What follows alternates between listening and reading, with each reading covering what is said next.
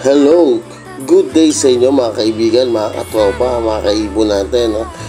Magandang araw sa inyong lahat at gabi sa kung saan man lupalop kayo ng mundo.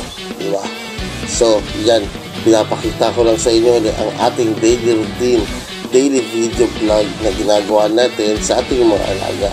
Especially dito kay Blue.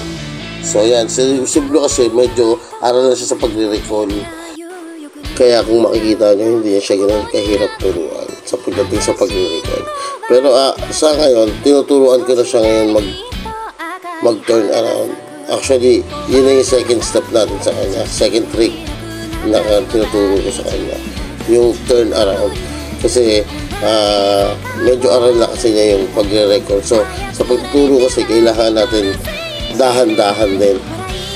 So, hindi dapat kasi sa isang araw, dapat isang trick lang ang ituturo mo. Hindi pwedeng dalawa or tatlo kasi medyo malilito ang ating mga alaga. So, kung magtuturo ka ng recall ngayong araw na to, recall lang hanggang sa matuto.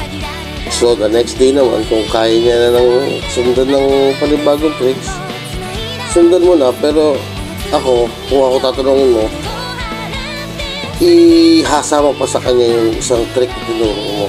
And then, the next day ulit, dyan, tsaka mo na pwede ituro yung susunod na ituturo mo. Tulad dyan, tinuturo ako na siya ng turn around. So, mas madali niya nang ma-adapt yun. At ang alaga natin, tandaan nyo, kailangan nila, gutom sila bago sila turuan. Kasi kapag busog sila, nako, hindi sila sumusunod sa atin. Kasi nga, may mga laman pa dyan nila.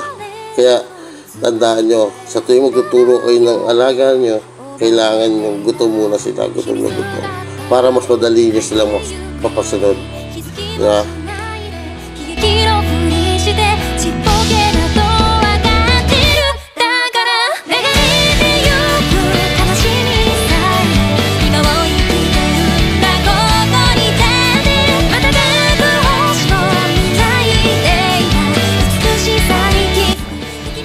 Actually, si Blue nga dyan, medyo matakaw talaga. Ayun ang maganda sa tinuturuan natin mga ibon. So, especially, kailangan kapag magtuturo tayo sa mga alaga natin, siguraduhin natin gutom na gutom sila, no? Kasi mas madali silang sumusunod kapag gutom na gutom sila. Pag sila hindi gutom, malalaman yan. Kasi parang tinatamad silang makinig sa atin. Ayaw nilang may sa kanila, may gumugulo sa kanila, may sarili rin silang mundo kapag busog sila, ganun sila. Kaya kailangan bago kayo magsimula magturo, siguraduhin nyo muna gutom yung mga alaga, nang sa ganun sumunod agad sila sa inyong mga itinuturo or sa inyong mga kabay.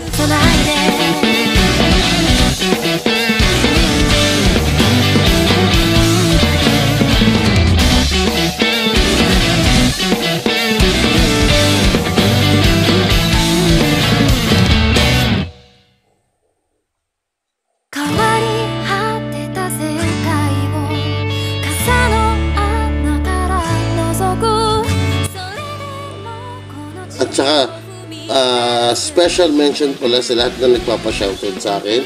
Pasensya na po kayo kung hindi ko kayo nasa-shoutout minsan sa mga video. Pero ngayon, sisimulan natin mag-shoutout sa mga kaibigan natin yung sumusuporta sa ating video. At saka mga ginanonood sa ating video. So, simulan na natin ang shoutout na. Sina-shoutout ko ang ating kaibigan, especially si Richard Gonzalez ng Sydney, Australia. Ayan.